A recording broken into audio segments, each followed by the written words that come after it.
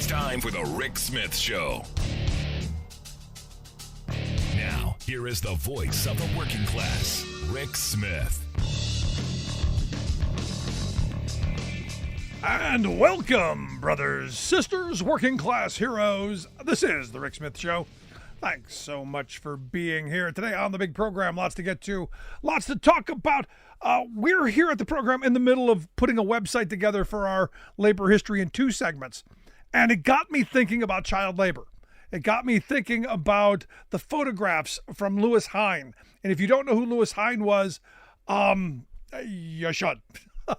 His photography was incredible, pivotal in changing this country. For those who you know, he was an American sociologist, photographer, played really a pivotal role in ending child labor in this country. In the early 1900s, we know that child labor was just running rampant. Corporate America was steamrolling kids. Kids as young as 5 years old, working long hours in hazardous, dangerous conditions in factories, mines, fields. You know, we've talked about here on the program, you know, about the miners. In fact, when we did the coal mine tour a couple years ago, that little kid, that kid, 7, 8 years old, who his job was to make sure the door was open and closed so the coal cart could come through. In case of a fire, that door was pretty important. So you give it to a 5, 6, 7, 8-year-old kid. Absolutely. That kid had a 50% fatality rate. And you look at this and, child labor was just out of control in this country. Good, cheap labor. These kids, children, subjected to grueling labor, horrible working conditions, and child-sized pay. And you could make the argument that, people didn't know. The people didn't know, so there's some forgiveness. Well, Louis Hine changed all that. He was hired by the National Child Labor Committee in 1908, and his job was to go out and document the labor practices in this country and the abuses of children. And over the next little bit more than a decade, he traveled all over this country, visited farms and factories and mines and mills and all kinds of stuff, taking pictures of children doing adult jobs. Now, he gained access to some of these places with sort of questionable tactics and nefarious means, but he got in there to take these pictures of these children who were, covered in dirt and covered in, in coal dust and, looking like they're 40 years old. Everyone has seen the one of his most famous ones. Addie Card was her name. She was, just a kid, a young girl standing in front of the looms there in Vermont, a spinner at a cotton mill up in Vermont. And, you'd see her, barefoot, face marked with, I guess you could say, the determination to live and, the fatigue of being just wiped out. But here, these photos made people aware of just how bad it is. And in 1916, because of what Hine and the NCLC did, you got the passage of the Keating-Owen Act, which sought to regulate child labor, not end it, but regulate it by prohibiting interstate sales of goods that were produced by children under a certain age. So we tried. And our Supreme Court of the era, the Lochner Court, ruled it unconstitutional. It's unfair. It's unconstitutional.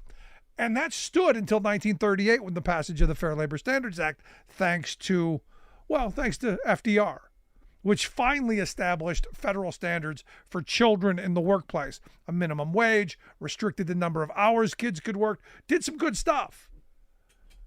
So 1938 till now, you go, we didn't have the same kind of, children being exploited. Well, it seems like we're turning a corner. So what, some 85 years later, it seems like we're turning a corner here where child labor violations, way up. The fact that there are states right now attempting to roll back child labor protections, on the rise. In fact, as the Economic Policy Institute points out, the number of minors employed in violation of child labor laws has increased 37% in the last 10 years. And at least 10 states have introduced laws to roll back those protections that have been in place for decades. You've got these attempts by states to weaken child labor laws. And you go, well, why? Why?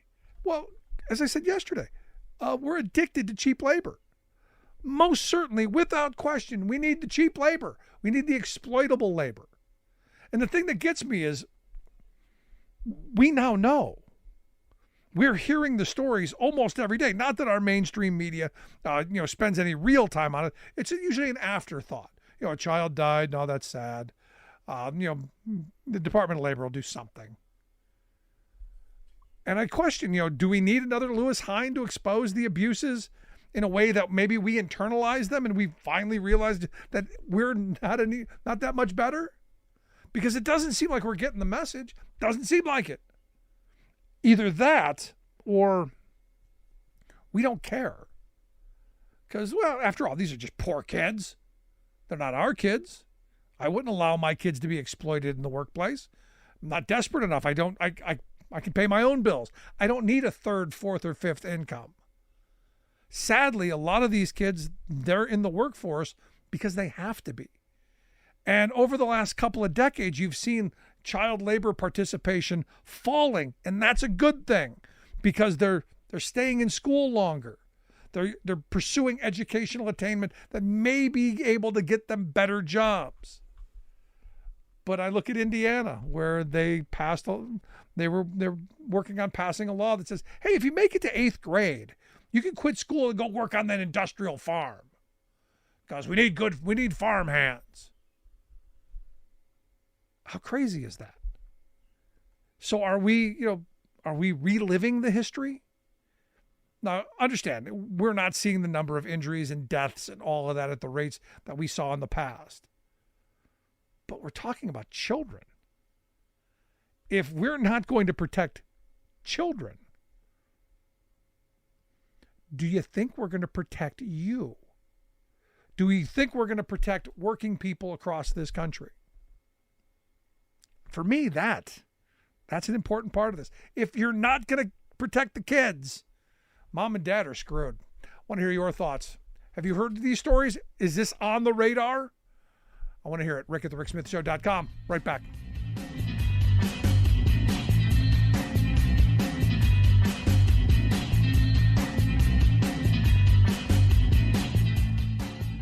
We are AFGE, the American Federation of Government Employees. We represent 700,000 federal and D.C. government workers who are the vital threads of the fabric of American life. We support our nation's military. We take care of our nation's veterans. We protect our nation's borders. We respond to our nation's crises and natural disasters. We provide services to our nation's seniors. The American Federation of Government Employees. We work for America. We are AFGE, the American Federation of Government Employees. We represent 700,000 federal and D.C. government workers who are the vital threads of the fabric of American life. We support our nation's military. We take care of our nation's veterans. We protect our nation's borders. We respond to our nation's crises and natural disasters. We provide services to our nation's seniors. The American Federation of Government Employees. We work for America. Welcome back to the Rick Smith Show. Now, here is Rick Smith. So I was reading that there's a possibility of something getting done this congressional session. And I got to be honest, honestly, I was shocked. So shocked, in fact, that to read those words, that something might get done that might benefit someone, that I almost didn't ask what. Because I know it shouldn't be this shocking, but kind of was. But it appears there could be some internet privacy legislation, something to help protect kids online, some tech regulations that, well, we've needed for a long time. My next guest, he's co-authored a piece over at AmericanProgress.org titled "Congress Must Take More Steps on Technology Regulations Before It's Too Late." Adam Conner is the Vice President of Technology Policy there at the Center for American Progress. You want to check out his work, AmericanProgress.org, the website. Adam, Thanks for taking time for us. Always happy to be here. So did I read this right in your piece that you got some hope that there might actually, I know I feel that I'm mocking this a little bit, but that something could actually get done? It's the right kind of reaction to that possibility, because in any normal scenario, here almost to June of a presidential year, Congress has traditionally slowed down its lawmaking, even in Congresses that weren't massively dysfunctional like the one that we currently have. And so I want to temper expectations a little bit to say it's by no means a sure thing. But, sometimes even in the midst of chaos, you see kind of little glimpses of hope or silver linings. I think this is just kind of an interesting moment. A little bit of just context here. The Republicans control the House of Representatives. The Democrats control the Senate. That doesn't mean it's particularly easy for them to work together on things. And what has happened here is that after many years of discussion and failure, the Republican chair of the House Energy and Commerce Committee, Representative McMorris Rodgers from Washington State, and Senator Maria Cantwell, the chair of the Senate Commerce Committee, Democrat from Washington State, have come together to agree on a bipartisan, bicameral, both chambers privacy bill draft, which is kind of pretty rare this late in the game, and something that, they wouldn't necessarily put this much elbow grease into if maybe they didn't think it was going to go anywhere. And already we've seen it very quickly get a hearing. It's passed through kind of what's called the subcommittee level. It's probably going to the full committee in the House of Representatives next week. And so it has momentum, which is not something you can say for a lot of legislation in Congress during an election year. We can talk about why that's important. We can talk about what's in it. But, just to take a step back and say, here's something that is gotten agreement from Democrats and Republicans and the Senate and the House, and is like moving forward is such a rarity. We want to give it a little bit of attention and a little bit maybe of a ray of hope. And maybe don't mock it then, because if there is something possible, maybe try not to kill it right before it gets started. So what would this be then? Because look, I've been talking about privacy rights for a very long time, especially on the internets, where it seems like we have none. And I think of my kids' generation, who they don't have really any expectation of privacy. My generation grew up, privacy was really important. My kids, not so much. Is there a way forward to protect our data, to protect our privacy from being, completely out there, if you will, in the ethos, in the internet world? Yeah, absolutely. You hit on something that I think is really important, which is that we kind of lost this expectation of that possibility, and part of that protection of privacy, and part of that is because America is one of the few countries that doesn't have a federal, kind of national data privacy law. And it's something we've just kind of been, letting go for the last 30, 40 plus years, while people have been talking about it really intensely, especially over the last, 10 to 15 years. And so it is something that it really matters. The way that, our markets are currently structured, people can hoover up data and they can use it for all sorts of purposes, and they can sell it or give it away, with kind of pretty minimal recourse. So there's a lot of, I think, people who agree that is a concern, generally, and something that we think, would like to see, something done about. I think what's interesting about this bill, the American Privacy Rights Act, or APRA, as it's being called, is that it takes some of these steps to, address some of the key issues. So a big issue is, third parties can, first parties can collect all sorts of data on you and kind of use it however they want if they disclose it in those like mind-numbingly long privacy policies. And one of the things we've learned, and perhaps if you visit a website from Europe, you get these banners that pop up and ask you for cookies, is that, giving consent on that isn't something that really works. What works, we know now, is just to say, hey, you can't collect certain kinds of data. You've got to only collect the data you need. You have to limit its use, particularly if it's sensitive. It's called data minimization, right? It's a pretty simple concept. You can't abuse data you don't have. So why don't we limit the amount of data you could collect?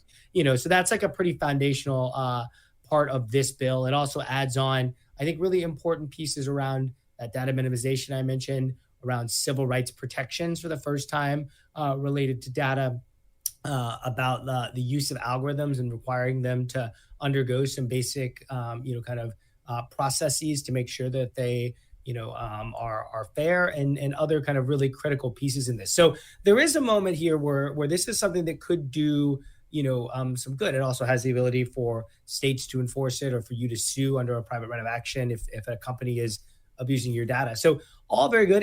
It is, of course, a product of compromise. So there's some stuff there that could be stronger and some stuff there that, that some people care about and others think is less important. But, the big picture is this would be an interesting, an important step forward, because I think, you've talked about technology regulation being important for years, I've been a really, strong voice in this. And part of what we always come back to is whether it's social media, whether it's online platforms selling stuff, whether it's how they're abusing their data on the mobile phones or the pieces, is that privacy is kind of this bottom layer to all of it. You kind of have to deal with the data first in order to do some of these other things, because the data is what powers artificial intelligence or what powers, all these new technologies. And so if we don't tackle this part first, we're kind of always playing catch up and having to deal with that in the future. So I think there's a lot of reasons why it's hopeful. I'll put it at 30% today, but what's fun about this is that next week, if things go well, if they have a hearing and it passes that committee, maybe that's 35%. And maybe if it makes it to the floor, that's 40%. There's a chance to build momentum. So I want to keep people's hope alive without being too optimistic, if that makes sense. No, that's good. But the reality is we're years behind on this. As you pointed out, the other countries do this so much better. And I joke often that corporate America knows more about me than I know about myself. So the question I come back to is, all of this, how much of this is coming out of what was the so-called TikTok ban? Because we heard a lot about TikTok and what the kind of information that they gathered, the fact that they were, following your keystroke, all kinds of crazy stuff that you go, why does a social media app need access to everything on my phone and everything I do? How much of this is coming out of, how much of this momentum forward is coming out of that? So I think the momentum has something to do with it. So I'll say two things. One, privacy has been a topic for many years, 10, 15 plus years, several iterations. We know the chairs of the committee has been working hard on this, even, before TikTok came around. So, but I think what TikTok did is really, it crystallized two really important parts of this argument. The first was that people who are worried about TikTok were really making two arguments, that TikTok could abuse your data, right? Any data they have access to, they could abuse it, or more importantly, the Chinese government could force them to turn that over, and the Chinese government could abuse it. It's something they've done in other contexts. Right. Perhaps you're familiar with the hacks they've done of government officials and things like that. So that part is out there. And then the other was that they might manipulate the content you see on TikTok to suppress certain things or rise up certain things. And so, a privacy bill with data minimization would help with that first problem, right?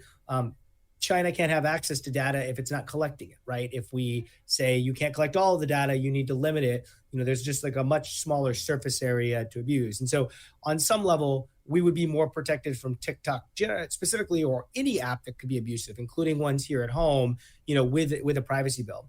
But I think what TikTok and the bill that passed that might ultimately allow them to ban TikTok is that it made really clear to Congress that it's a pretty tough case to go before the voters and say, we know you've been raging about big tech, about your abusive data. We know, these monopolies feel like they're taking advantage of you, but all we've done is ban one app. I think it kind of realized to the politicians who have to go and stand before the voters in November, they're like, it would be a better story to tell if we said, yes, we were worried that TikTok was a threat and China is something that we are in fierce competition with, and they have a history of taking advantage and pressing their advantage on that. But we also passed something to protect all Americans and against all apps. And that's just a better argument if they were to pass something than all we did was ban this one app. No, I think there's a little bit of motivation there too. No, I absolutely agree. During the argument running up to the TikTok ban, I said, look, I grew up during the Cold War. And I can't imagine, how my parents' generation would have reacted if we allowed, video crack right into my bedroom from the Soviet Union.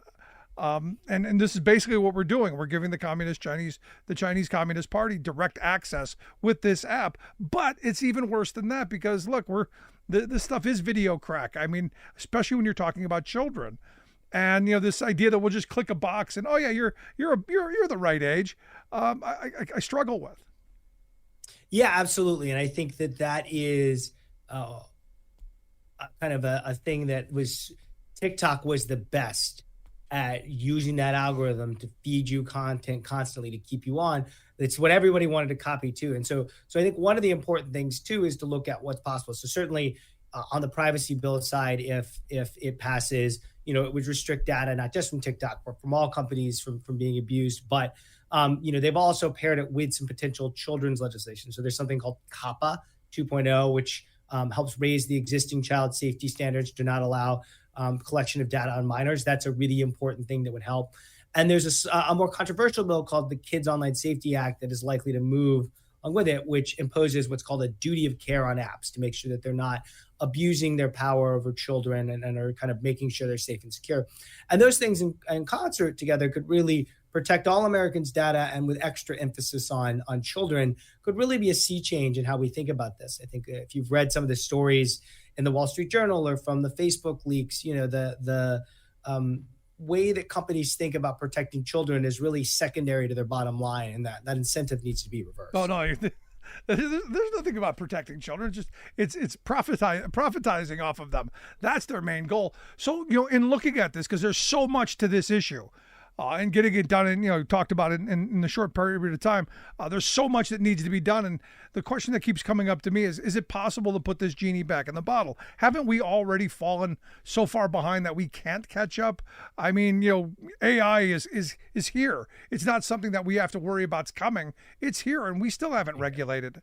We haven't regulated the things that, these apps. I mean, it's incredible how far this has gone without any government response. So I guess the simple question is the genie out of the bottle? Can we ever get it back in? I don't think it's ever too late to start doing the right thing. And I think it's important for us to kind of start to get our arms around this problem. This bill would be a step forward in it if it, kind of move forward and made it into law. But I think more importantly, it's important to do this now for two reasons when it comes to AI. One is that AI, as you've read and you've heard, and I'm sure some of your guests talk about, needs massive amounts of data, right? And so they're hoping that we keep generating this data without any restrictions so they can train their giant AI models on it. And so kind of putting us, some standards in and some guardrails now helps protect us from these new AI technologies that are being developed, in the future. So I think it is still something that we can have a difference on, and it can make a difference there. So I think that is certainly something that's really important. Now, ultimately, for me, it comes down to two things. It comes down to our politics, and I look at these deep fakes that are getting better every day, and I look at the fact that this is going to be massively disruptive for working people in this country, and we're not anywhere close to figuring out how we're going to deal with the tsunami of job loss that's going to come from this, or how we're going to get people prepared for the jobs that are going to be using this. The transition, I fear, is going to be devastating. So I'm curious your thoughts. I think the scariest thing is we look back at really tumultuous times of transition. If you think about post-NAFTA, the post-industrialization, the offshoring movement, these things happened what kind of looked relatively fast in retrospect, but they did occur over many years or decades or two. And I think what's scary about AI as it gets adopted at some things is how much faster that adoption is going, right? And how much quicker it has the potential to wipe out or really impact, all sorts of jobs, including jobs that I think traditionally have thought themselves a little more resistant to that disruption, right? If you're a lawyer or you're an accountant, you've always kind of thought there was like a safety net there, but it turns out that a lot of these, digital jobs with numbers can be done by computers very well, almost scarily well. And so I think that we're not ready for that.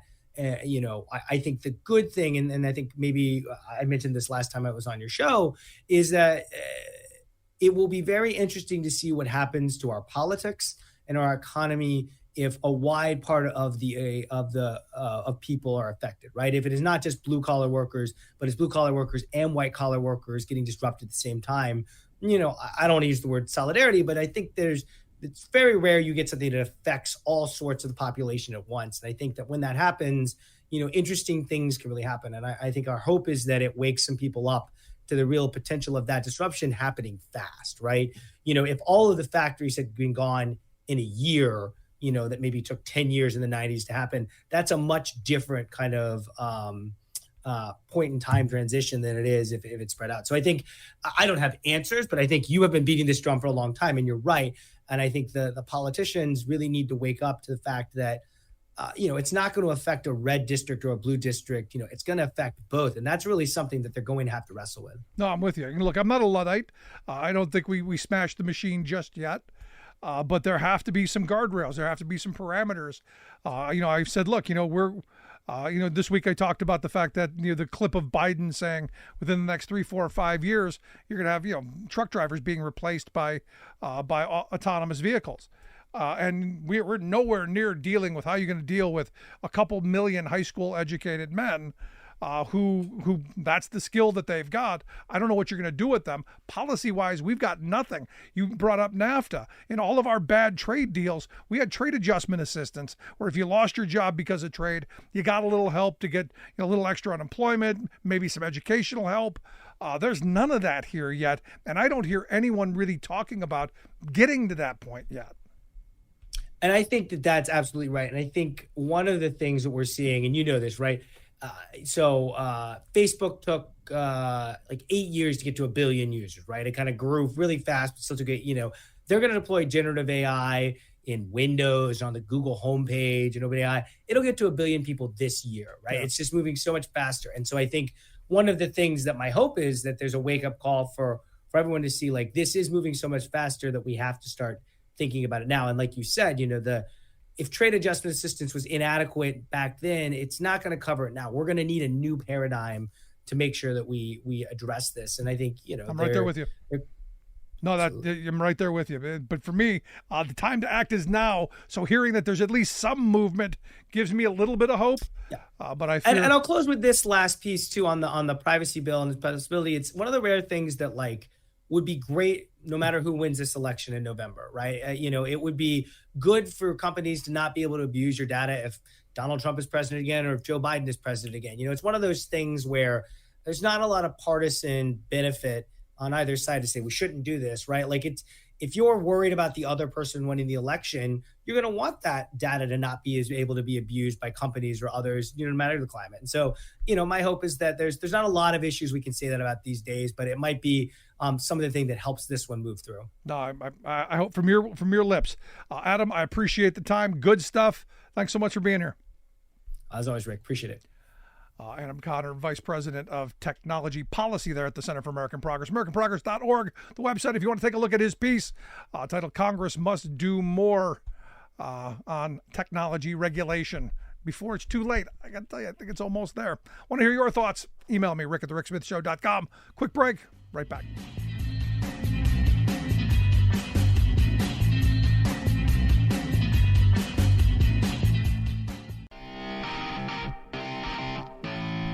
Welcome back to the Rick Smith Show. Now, here is Rick Smith. So I saw an interesting graph by Mellman Consultant Group. MSNBC was putting it out, or NBC put it out, not MSNBC. NBC was putting it out as part of one of their stories. And look, what it tells the story of, for the most part, most of my adult life, we have thought the economy has been on the wrong track.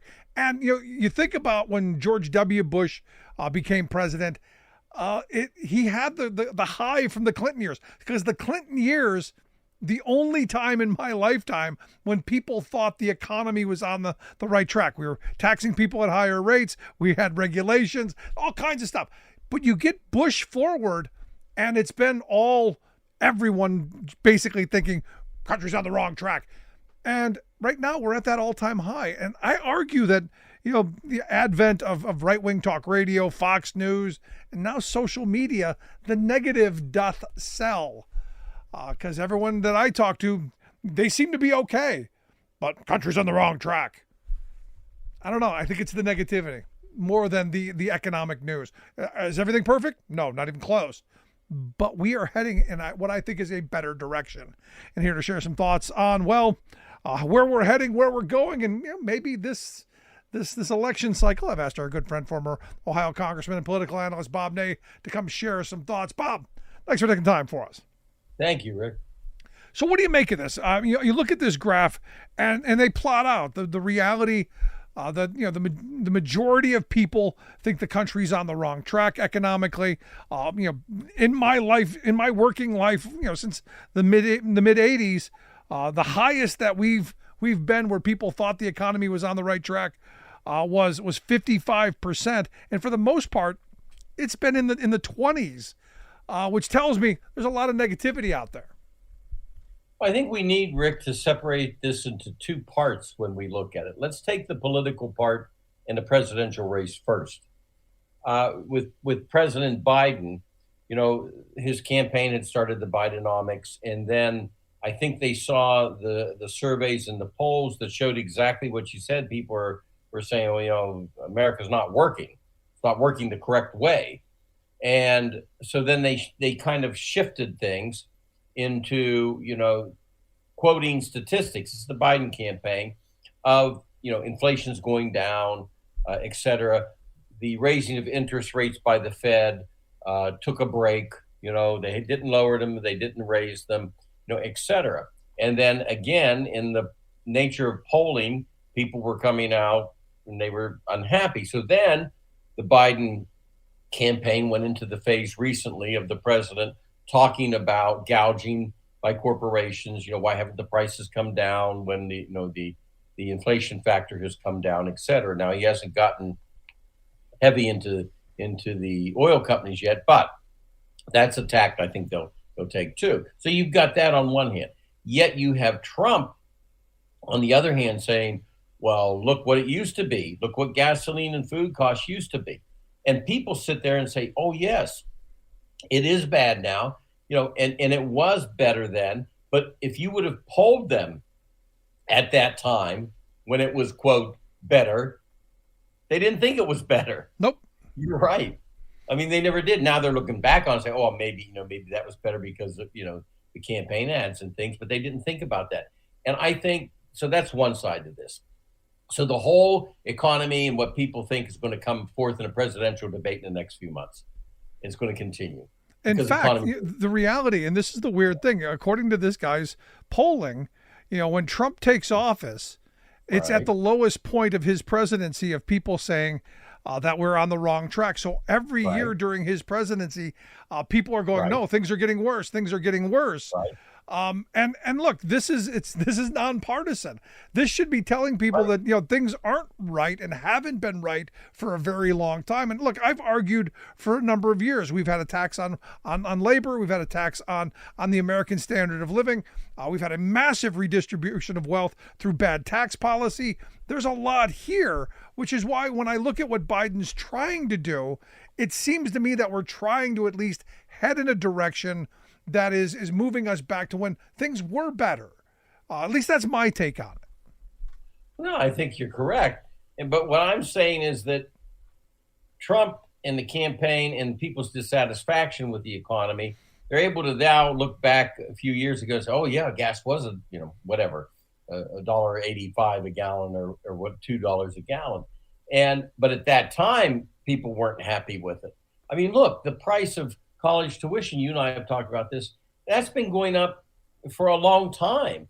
And all of a sudden now, people are kind of waking up to the fact that you can't afford to go to college.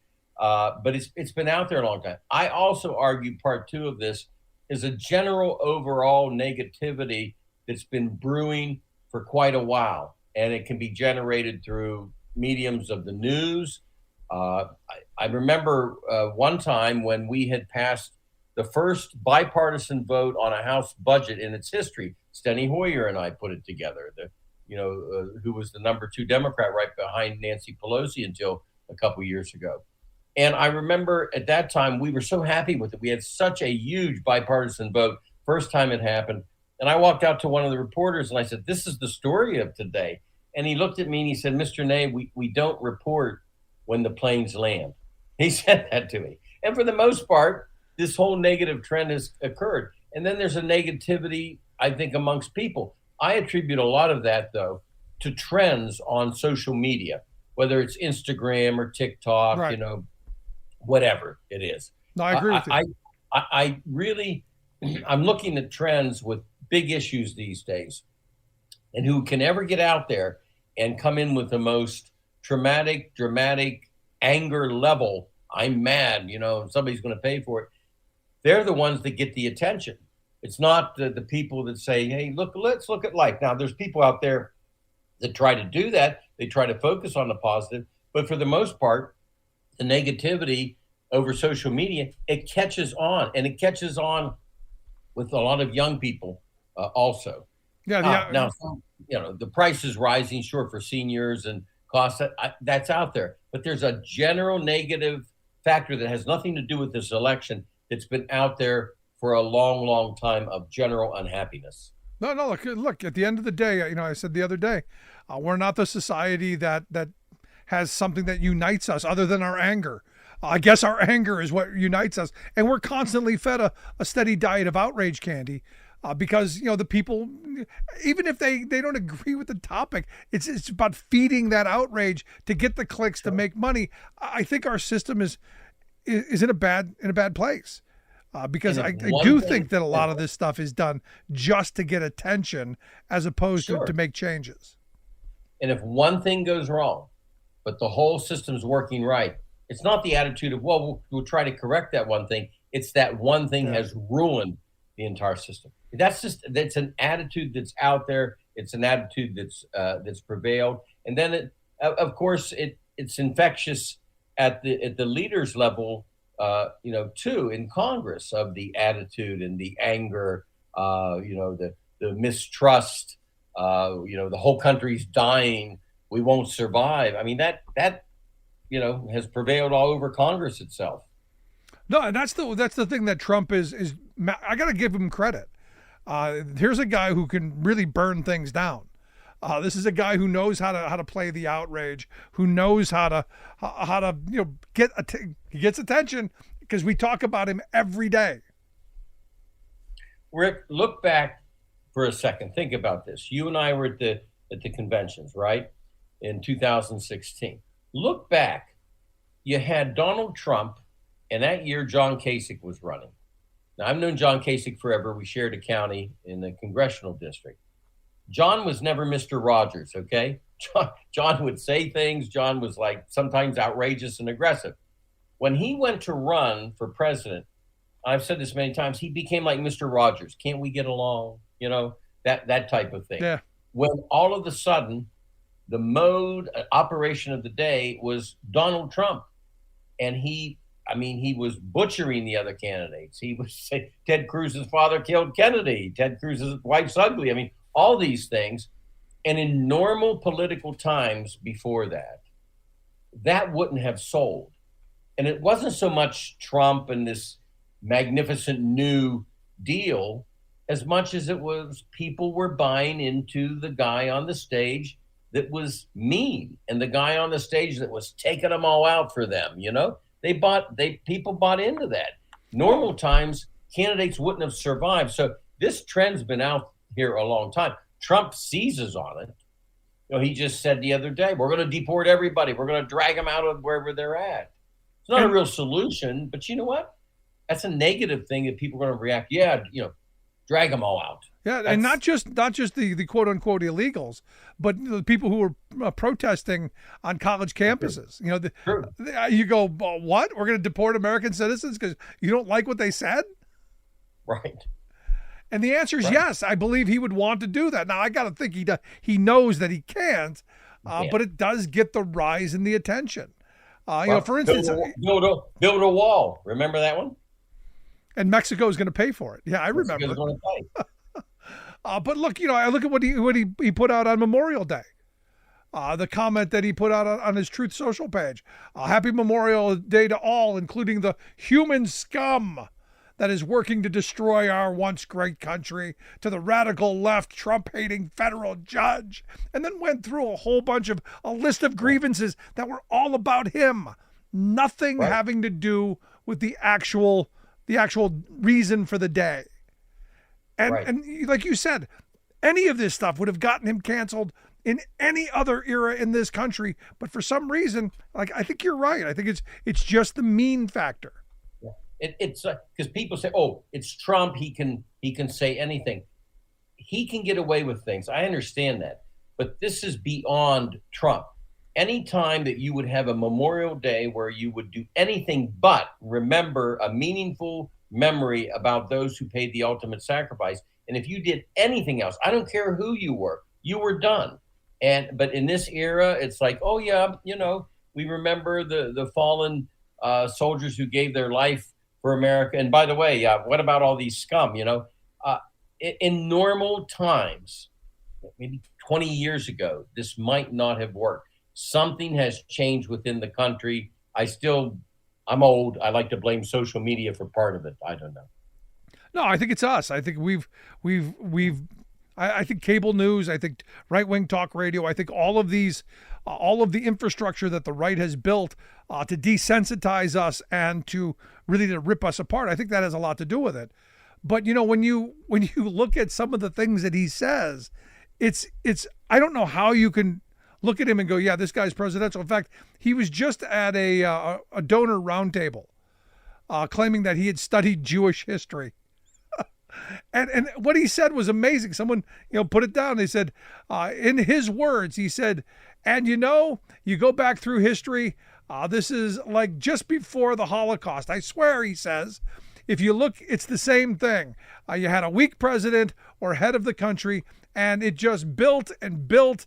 And then all of a sudden, you ended up with Hitler. You ended up with a problem like nobody knew. And you go, what part of this are you? Well, the other thing about Donald Trump, we have to remember, and I've had people recently when they talk about, the whole Israeli thing and Trump wouldn't have done anything different. Well, you have to remember, if you make him mad, he does something. If you've done something to him. Yes. So if Netanyahu, who said that Biden was the president of the United States at one point in time, that was enough.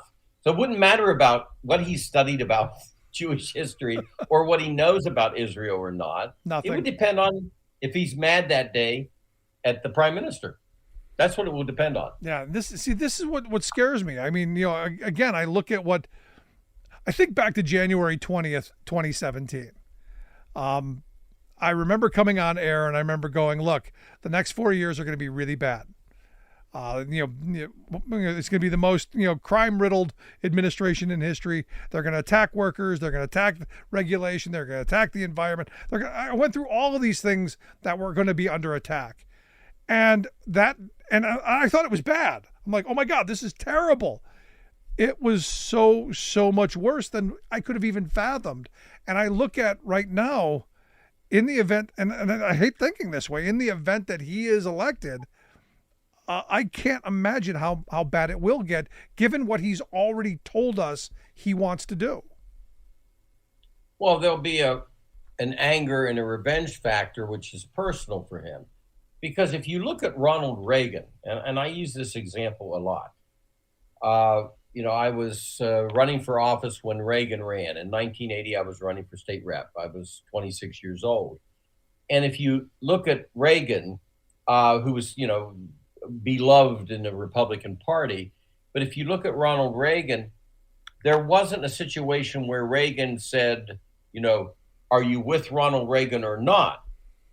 Reagan was sort of the Republican Party, but it wasn't a litmus test. Today, it's a litmus test. Trump makes it that way. Are you with Trump or against him? It doesn't matter your conservative voting record. Yeah. It doesn't matter what you've done. If you are against him, you then will pay a price. Now, if he wins and he goes back in office and reverts to this all being personal, which he will, and establishes the 2025 plan where you filter these people all over the government to, kind of clean it out and change civil service. If that happens, the government won't be functional, but it will matter whether he, in fact, feels that he's been vindicated by being vindictive against people who, quote, went after him. Now, maybe, just maybe, American people at that time, if they are unhappy about the economy, might say, wait a minute, what's this doing for me? Maybe. See, but here's where we're going to differ. It will continue. Here's where we're going to differ. On January 20th, 2025, if Trump is elected, that on the next day, it's going to be the greatest economy in the history of humanity. You know he's going to say, look, I signed a piece of paper. The economy now is incredible. It's great. We're moving forward. It's going to be amazing. And then you're going to have all of the right-wing messaging machine, that whole echo chamber, regurgitating how wonderful the economy is. But at that time, hopefully people look at, paying the bills and what's left and how they're managing their money. I don't know. Yeah. No, we'll but see. You're right. There'll be a theme. No question about it. There will be a theme. Finally, I got to get your thoughts on Samuel Alito. Have you been following the flag thing? Yeah. Two things. I don't think that there's much that can be done about it because the Supreme Court is completely void of any form of ethics, rules, and regulations. It's void of it. It has set itself above the law. Right. And Roberts might have certain criteria, or inherently there were certain criteria that was already on the books within the court, but it wasn't followed, obviously, with Clarence Thomas and his vacations and everything else he took from people.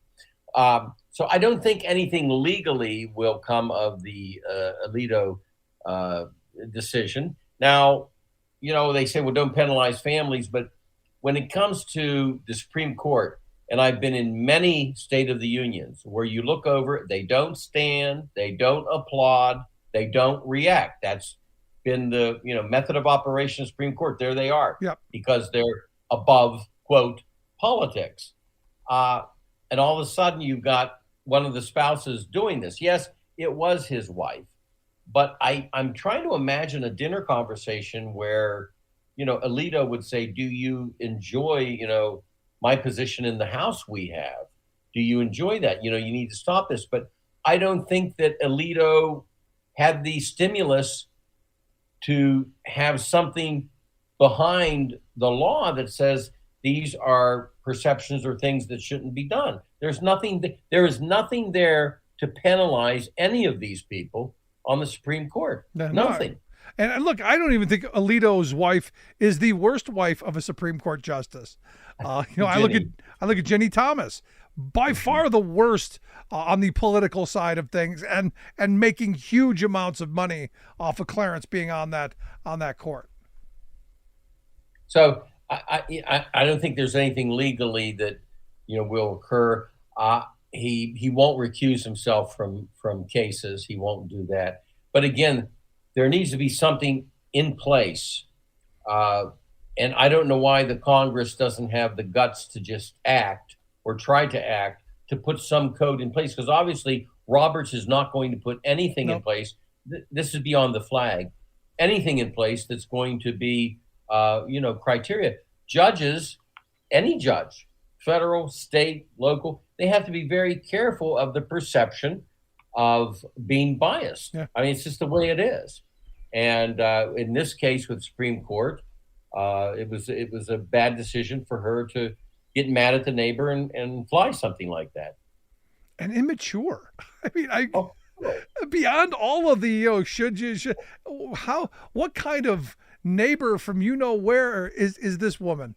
I mean, well, think about this too, Rick. How childish. You're the spouse of a Supreme Court justice, which is the highest court in the land.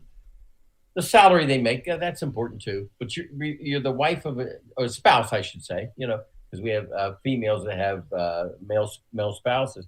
You're a spouse of a justice, and you're sitting there at the dinner table saying, I'm mad at the neighbor, so I'm gonna fly that flag. I don't care if it causes us heat. I'm gonna fly that flag. I'm gonna show him. Where does that come from? Just crazy. I'd like to meet her at a dinner party. I bet you get an earful. I'm sure you probably get more headache than that. But Bob, as always, great stuff. Appreciate the time, man. Thank you, Rick. Our good friend Bob Ney. Would you want to live next door to Alito? Yeah. Jeez, I'd like to have the money. Don't get me wrong. I'd like to have the resources to be able to. Want to hear your thoughts? Email me, rick@thericksmithshow.com. Quick break. Right back to wrap things up.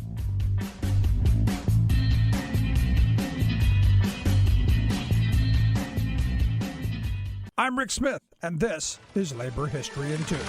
On this day in labor history, the year was 1937. That was the day that came to be known as the Republic Steel Massacre, or the Memorial Day Massacre in Chicago, Illinois. Workers had gathered to rally for a union at the Republic Steel plant. The crowd included men, women, and children, and began with a festive holiday atmosphere. But soon the festivity gave way to horror as police opened fire, shooting indiscriminately into the crowd of workers. 10 workers were slain, many others were injured. The violence was caught by a film camera, which captured chilling scenes of policemen beating workers with clubs as they tried to flee the violence. One of those workers was a woman by the name of Guadalupe Marshall. Lupe had come to the United States from Mexico in 1917. At the time of the strike, she was working for the famed Chicago Hull House, researching the conditions of Mexican workers in the city. During the massacre, she was wounded in the head. She was then shoved into a patrol wagon, where she tried to help other wounded people. One of the wounded died in her arms. Later, she testified before the U.S. Senate Committee of Education and Labor about what she saw that day. She said, quote, "As we were walking along to the patrol wagon, I noticed men lying all over the field. Some of them were motionless, some were groaning, but nearly all of those that were lying down had their heads covered with blood, and their clothing was stained with blood." The Senate committee helped expose what happened that bloody day in Chicago. The local newspaper blamed the violence on the workers, and the film of the event was suppressed by the city. Dark Republic's bloody ground, the 30th of May. Oh, brothers, lift your voices high for them that died that day. The men who make our country steel, the toilers in the mill. They said in union. Like what you hear? Check out more at laborhistoryin2.com. You're listening to The Rick Smith Show, where working people come to talk.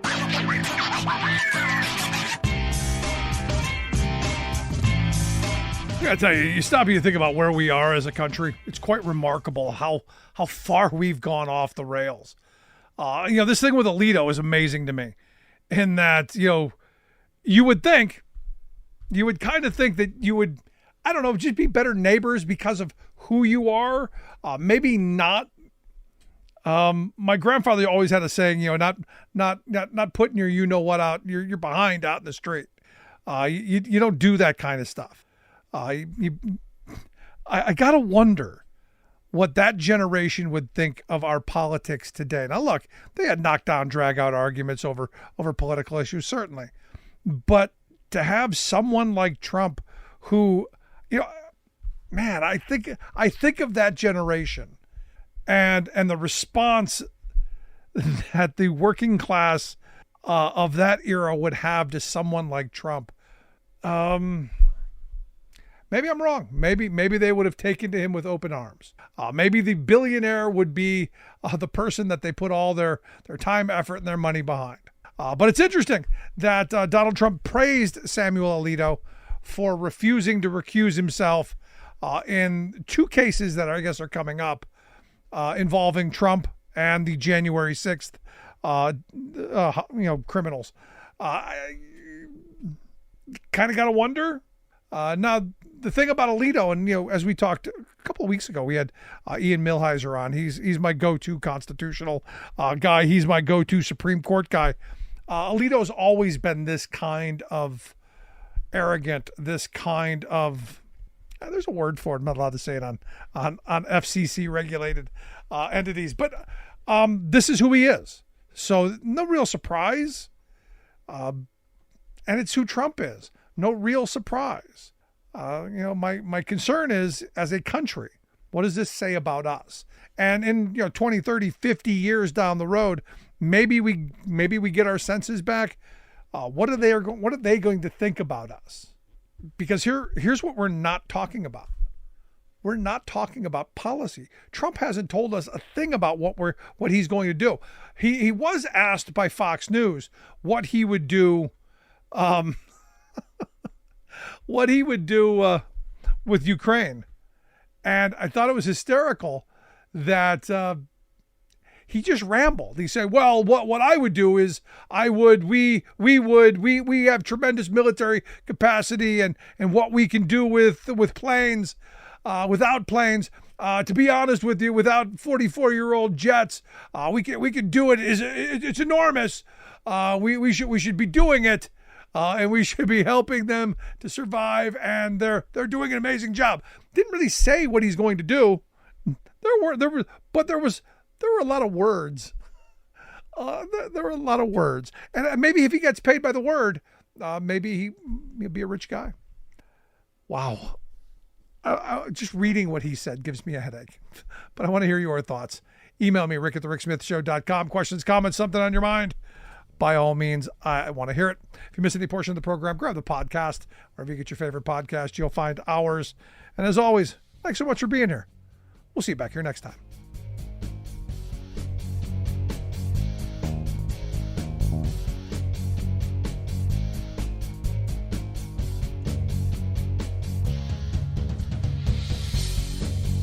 You've been listening to The Rick Smith Show. Email Rick at rick@thericksmithshow.com. Until next time, this has been The Rick Smith Show, where working people come to talk.